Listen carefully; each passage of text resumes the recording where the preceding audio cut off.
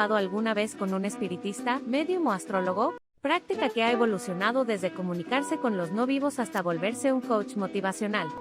La lista de fraudes ha sido incontablemente larga.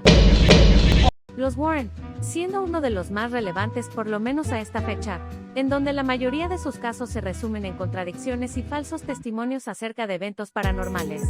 Inclusive existen escuelas o cursos acerca de esta labor. ¿Pero a qué se debe esta curiosidad?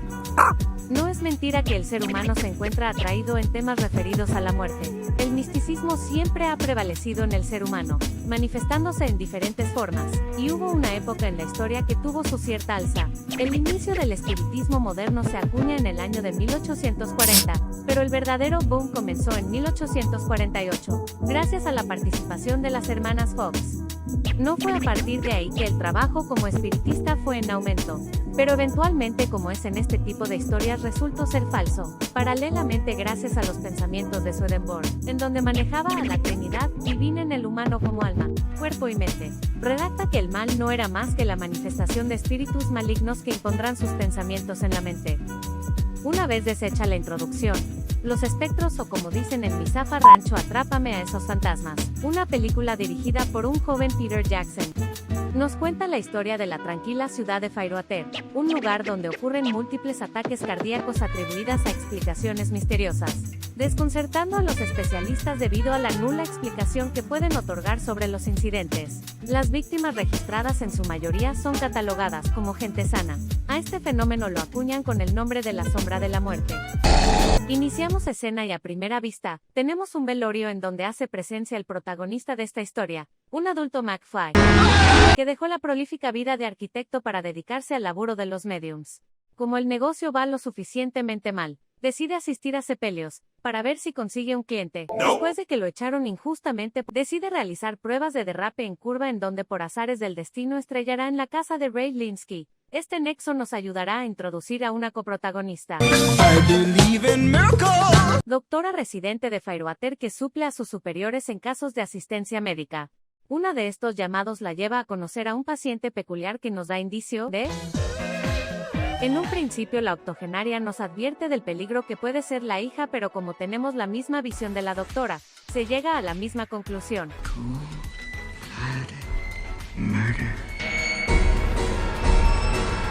Intrigada, la doctora Lucy Linsky se entera del terrible suceso que ocurrió en el hospital hace ya un par de años. En un lapso de 27 minutos ocurrió un ataque cobrándose la vida de 12 personas por el asistente médico John Charles Barkley Fairoater, teniendo en su haber otras 11 víctimas, con registro de hace 6 años en el lugar de Nebraska.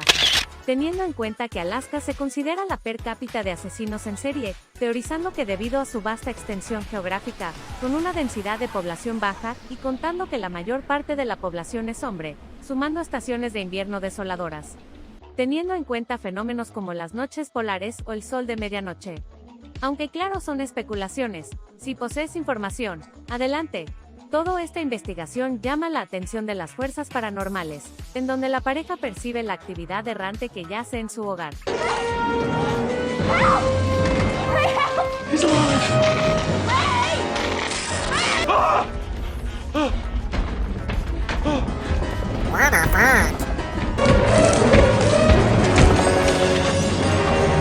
Pero no resulta más que una estafa por parte de Frank, así que solo los tima con una tostadora con radio y una pistola de agua. Si te preguntas cómo es que su servicio al cliente funcionó, fue gracias a la participación de sus 3 amigos.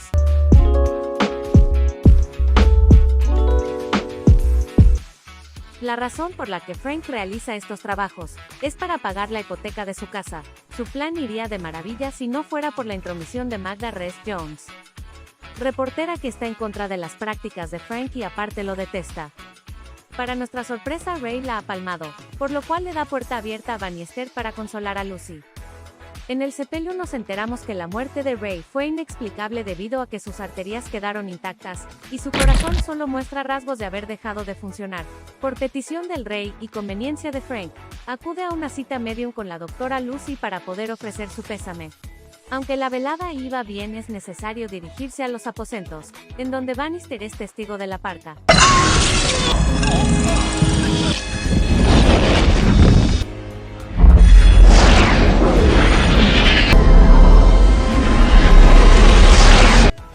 esfuerces en vano para defender a aquel individuo, Bannister decide perseguir al extraño espectro, claro, dejando al Occiso en el Memento Mori. ¿Es lo más sensato? Claro que no, como era de esperar. Los oficiales empiezan a trabajar, así que llaman a los implicados en escena, llamando a la doctora Lucy para testificar, pero en esta misma intervención aparece un personaje querido.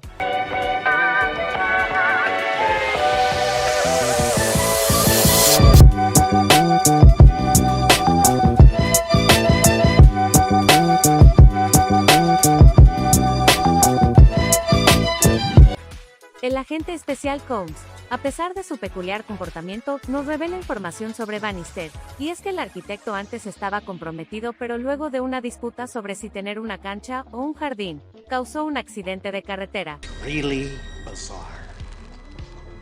Deborah's corpse. De vuelta con el medium, este alcanzó el rastro de la muerte hasta llegar a un museo, pero fue demasiado tarde. Para su suerte, la reportera era espectador, así que no fue muy prudente decir: You're next.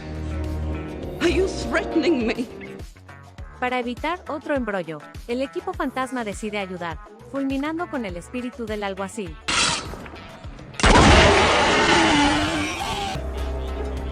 Mighty fine woman. Good teeth. I like it when they lie still like that. My juices are flowing again!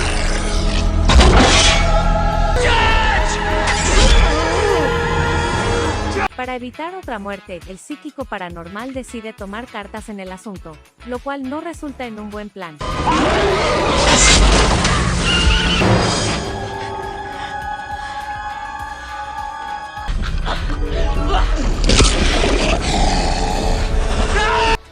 Después del deceso de la periodista, Bannister se entrega a las autoridades correspondientes, en donde el agente Milton Dammers realiza una hipótesis.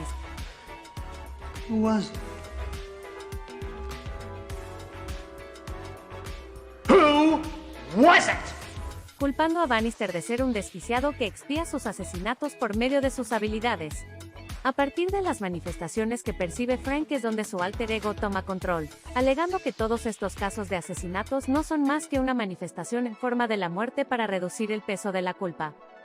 Argumentando que él no es nada especial al lado de Nina Kulagina, considerada uno de los experimentos más importantes, y con evidencias sin desmentir por el momento. Teniendo en sus proezas manipular los latidos de un anfibio a voluntad. Ya sabes, en esa época en donde le invierten a todo menos a la estabilidad ciudadana. Aunque la escena mezcla un poco de humor por la paranoia de Milton, no menosprecia que tenga sentido si usamos la lógica desde su perspectiva. Después de un desafío psíquico, proceden a apresar a Bannister, por motivos de la coincidencia y de que Patricia habla con el malévolo. Lucy se encarga de ayudar al paciente equivocado, demostrándose que algo no anda bien en esa casa. Siendo Lucy la única que cree en McFly, decide ir a su ayuda, para enterarnos que ella es la siguiente, interrumpidos por la sombra de la muerte.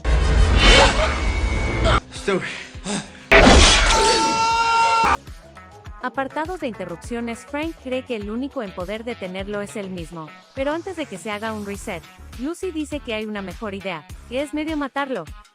Así que deciden criogenizar por 20 minutos hasta que termine la película, pero como el pobre con hemorroides solo hace su trabajo, decide llevarse a la doctora Lucy pero sin salvar a Frank. Para nuestra sorpresa nos enteramos que para ser parte de los agentes especiales como el agente Dammers, debes de ser gustos especiales. Milton libera por fin sus poderes telequinéticos para enterarnos que en realidad es Frank intentando ayudar a Lucy. Sound off like you've got a pair!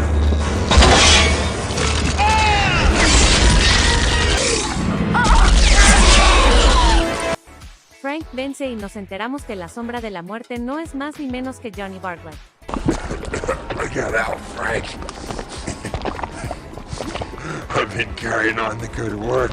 Got me a score of 40. Ya sabes, el asistente médico del documental. Pensamos que era el final de la pelea, pero no. Lucy se hace a la idea de que la malvada es la madre, pero lo que no sabe es que se dirige a la boca del lobo, revelando así las verdaderas intenciones de Patricia Ann. Dato curioso, esta pareja de lunáticos está basada en el caso de Caril Ann Fugate. Después del primer round, Bannister usa sus conocimientos de medium para poner fin a esta ola de asesinatos, así que la única forma de acabar es dirigirse al hospital público. En medio del escape son perseguidos por Patricia, por lo que se considera armada y peligrosa. Y como el ex arquitecto anda en modo astral, empieza a recrear los momentos de esa tarde. Para excomulgar los pecados de Frank, el director decide mostrarnos que el verdadero asesino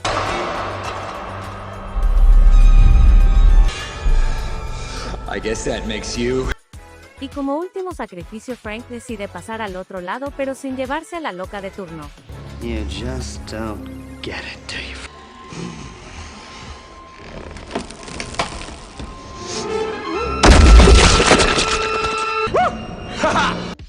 Aunque todos parecen ascender al cielo, Diosito tiene otros planes para estos dos.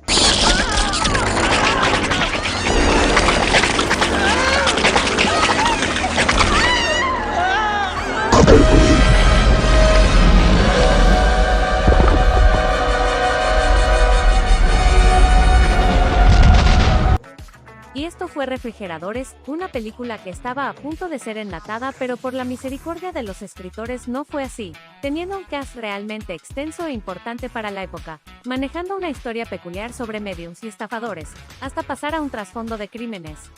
La verdad, no se me viene un filme con una premisa similar, además de Ghostbusters. Dejando un factor nostalgia, la película envejeció bien, un humor que se deja llevar tratando temas de misticismo, aunque los efectos no tanto, pero no es culpa del filme. En realidad lo que estamos viendo son los primeros efectos especiales de la época, que se podían cambiar por efectos prácticos, pero a pesar del tiempo se puede decir que los efectos especiales han sido pulidos en otras entregas. Y dime, ¿recuerdas a esta película, o envejeció mal con el tiempo? Sin más que decir, check out.